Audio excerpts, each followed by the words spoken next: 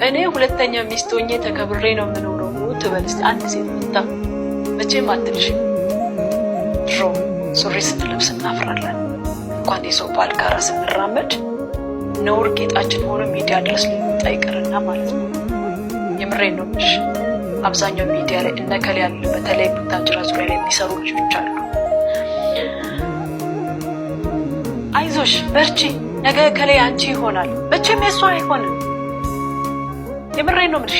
የኔ ባል መቼም ድራማ ነው ወይስ እኔ እውነተኛ ይሁን ድራማ ይሁን ይሄን የህግ አካል ሊያጣራ ይገባል። ይሄ ነገር ትክክል ነው ትክክል አይደለም ካሉ እኔን ያናግሩ ስልኬን። ክርስቶስን የእውነቴን ነው የምልሽ። አንቺን ደውዬ ሳወራሽ ዋና ፖይንት ይሄ ነው። እቺ ኢትዮጵያ ናት፣ ነውር ጌጧ አይደለችም። ኢትዮጵያ ቅድስት ከተማ ናት። ቅድስናዋ ነው ጌጧ ለዚች ሀገር። ለእኛ ለሀበሾች ነውር ጌጣችን ሆኖ አያውቅም። የምሬን ነው የምልሽ። እናትና አባቶቻችን እኮ እንግዳ ሲመጣ ሂጅ ከዚህ ተብለን አይደለ እንዴ?